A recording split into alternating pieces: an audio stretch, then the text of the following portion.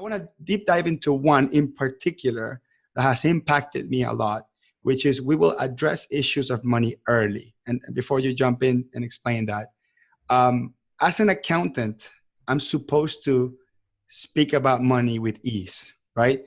I'm supposed to have seen millions of numbers, big numbers and small numbers. And naturally, it is expected of me to be able to talk about money early on, easily, without fear, right? What exactly do you mean by we will address the issues of money early?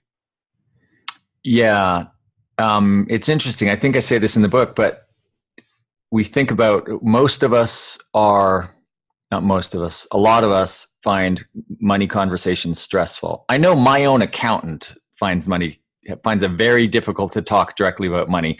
When I'm signing off on the year-end stuff at the end of the year, he slides an engagement letter in for next year. And my wife and business partner accidentally signed it. It was like, whoa, wait a minute, hold on. We need to have a conversation about what we're buying here. They just do it every year. They just try to slide it past us. That's no conversation. So there's a lot of people find money conversations stressful, but stress is caused by the things that you don't do. So the reason money conversations are stressful is because we're avoiding them. So we want to kind of condition ourselves to lean into money conversations. And you can do that. It takes a little bit of training. It certainly didn't come natural to me. And there are times even today where I kind of defer money conversations and I know I shouldn't. So I don't feel like I've mastered that, but I do feel like I generally live by that principle. So if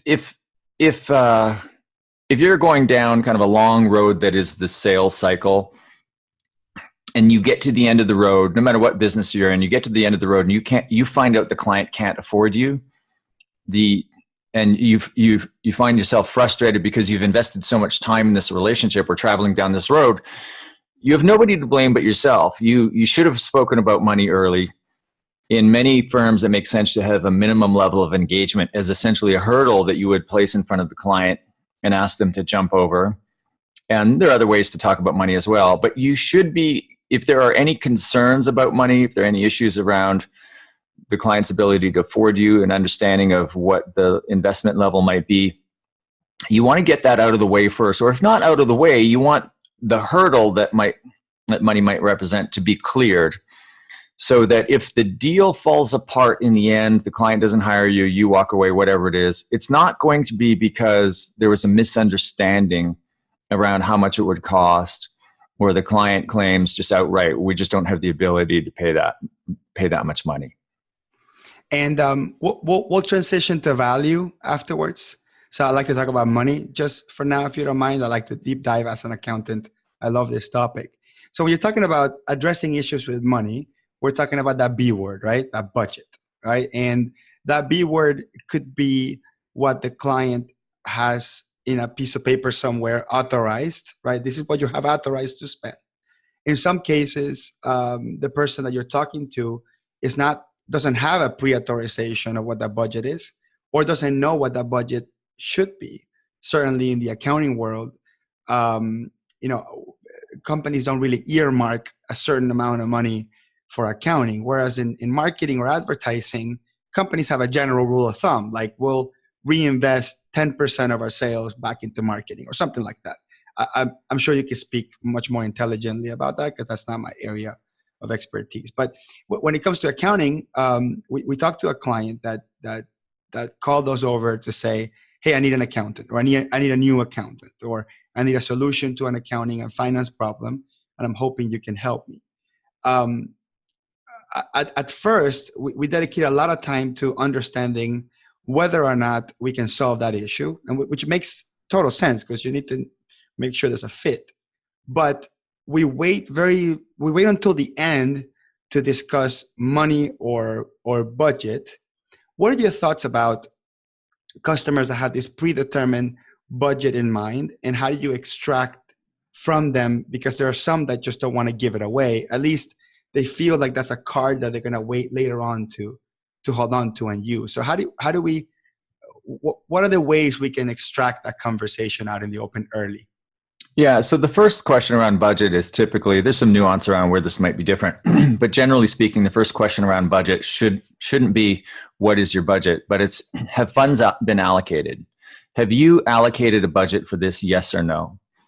If that's helpful information to know just in and of itself, because if the answer is yes, then the client is almost certainly late in the stages of deciding to hire a firm like yours. If the answer is no, it still could be late stage. They could be at the stage in the buying cycle where they've formed intent. Now they just need to allocate resources. So it's a nice entree into the budget conversation, is to ask not how much do you have, but have you allocated a budget for this? If the answer is yes, then you say, great, how much?